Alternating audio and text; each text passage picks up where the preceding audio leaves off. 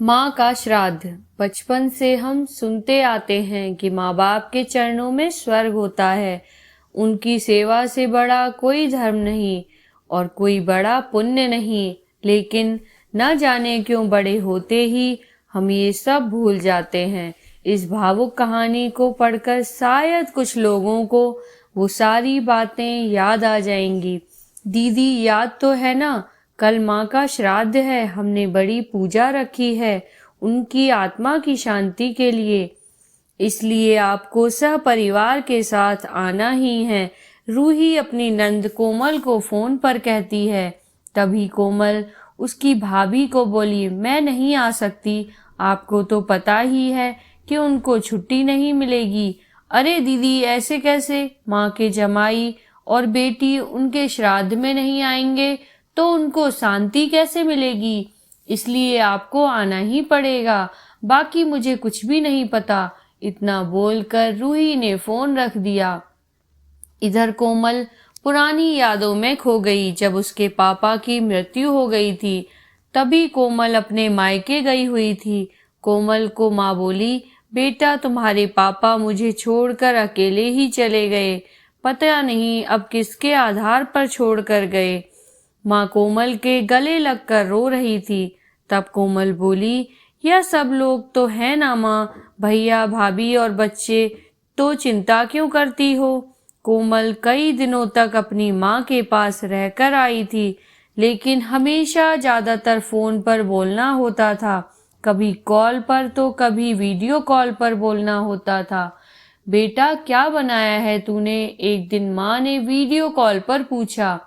माँ आलू की सब्जी और रोटी बनाई है, कोमल ने जवाब दिया। माँ बोली, अरे वाह! सब्जी का नाम सुनते ही माँ की आंखों में एक अलग ही चमक देखने को मिली जो कोमल को दिखी।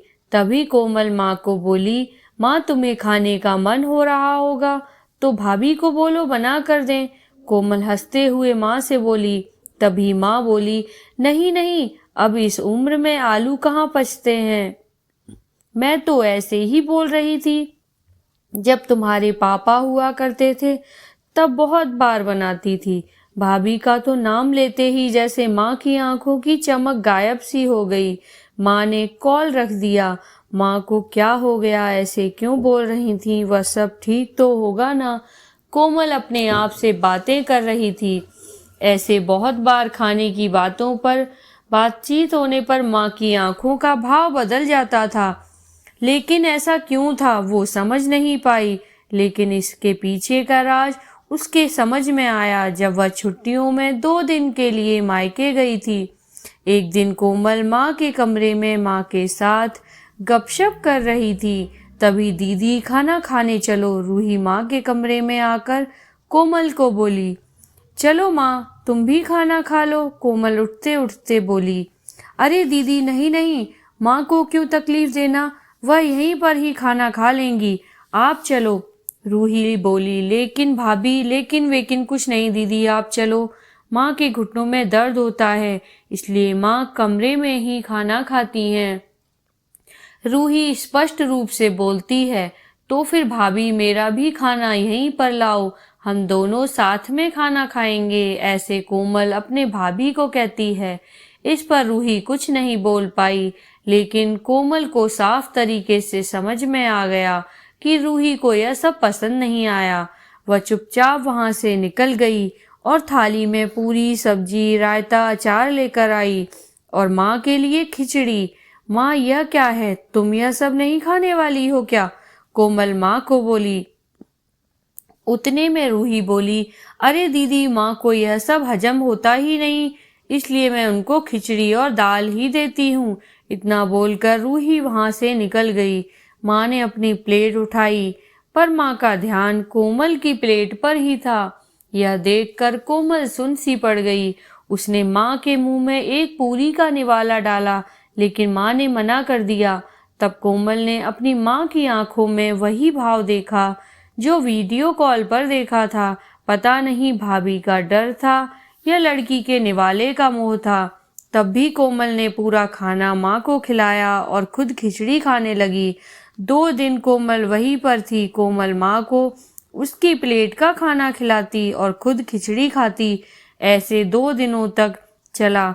माँ के बहुत मना करने के बाद भी कोमल मात्र जिद में माँ को खाना खिलाती थी। वह बोली, भैया मैं कुछ दिनों के लिए माँ को अपने घर ले जाती हूँ। घर जाने से पहले कोमल ने अपने भाई तन्मय को पूछा। वह बोला, क्या तुम्हारा दिमाग खराब हो गया है? लोग क्या कहेंगे? बेटा माँ को तकलीफ देता होगा, इसलिए माँ अपनी बेटी के घर रहती है। तन्मय गुस्से में बोला, अरे बाबा सही तो बोल रहा है वह, माँ बेटी के घर जाती है क्या भला? तू आराम से जा अपने घर, मेरी चिंता मत कर, मैं यहाँ खुश हूँ। बेटे की बातें सुनकर माँ बोली। कोमल ने बहुत जिद की लेकिन माँ बेबस थी। कोमल उदास मन से अपने घर वापस आई। कुछ दिनों बाद खबर आई कि माँ अब नहीं रही। इस खबर ने सब कुछ खत्म कर दिया था। कोमल को पता था कि माँ कितनी तकलीफ से गुजरी, लेकिन माँ को दूसरा लड़का नहीं था बल्कि एक लड़की थी, इसीलिए वह कुछ नहीं कर सकती थी। कोमल अकेले ही माँ के श्राद्ध में आई। आज माँ के श्राद्ध में 56 तरह के भोग बनाए गए। सब लोग मजे से खा रहे थे। लोगों ने रूही और तन्मय की वाहवाही करने में कोई कसर नहीं छोड़ी।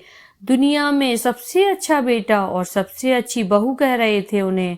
माँ के गुजर जाने के बाद इतना विचार कर रहे हैं तो माँ जिंदा थी तब कितनी सेवा की होगी दोनों ने।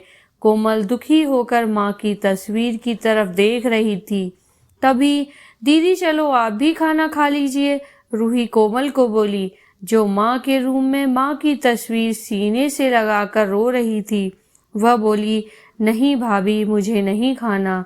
लेकिन क्यों?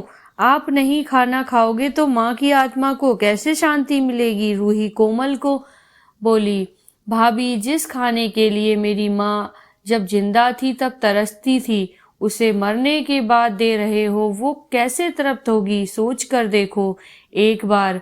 आज आपने पकवानों का ढेर लगाया है। माँ जिंदा थी तब आपने उनकी पसंद खाने की 2 निवाले खिलाए होते तो माँ वैसे भी तृप्त हो चुकी होती। वही माँ का असल में श्राद्ध कहलाता। यह जो भी हो रहा है वह सिर्फ एक दिखावा है। इसकी वजह से माँ कैसे तृप्त हो पाएगी? और जो घर से मेरी माँ अतृप्त होकर चली गई, वह घर से मैं कैसे खाना खा सकती हूँ भला? कोमल चिढ़कर रूही से बोली। तभी वहां पर तन्मय भी आ गया। भगवान की लाठी में आवाज नहीं होती है भैया। भाभी वो जब भी किसी पर पड़ती है ना, तब जख्म बहुत गहराई तक और ना भरने वाले होती है। आप भी 2 बच्चों के माता पिता हो, लेकिन मैं भगवान से दुआ जरूर करूंगी कि आप जब तक जिंदा हो तब तक आपको अंतृप्त ना रखें। माँ ने तो अपना वनवास भोग कर कहीं नया जन्म लिया होगा, लेकिन आपकी जिंदगी बहुत बड़ी है। कोमल यह सब बोलकर माँ की तस्वीर लेकर चली गई। पीछे रूही और तन्मय की गर्दन शर्म से झुक गई। दोस्तों, माँ बाप जिंदा हैं तब तक उनकी सेवा करना, उनकी हर इच्छा पूरी करना, वही उनका असली श्राद्ध होता है। उनकी मृत्यु के बाद कितने भी 56 भोग बनाए, सब व्यर्थ हैं। तो दोस्तों, आपको आज की कहानी कैसी लगी हमें कमेंट करके जरूर बताएं। कहानी पसंद आई हो तो वीडियो को लाइक, चैनल को सब्सक्राइब करना बिल्कुल भी ना भूलें। कहानी सुनने के लिए आपका बहुत बहुत धन्यवाद।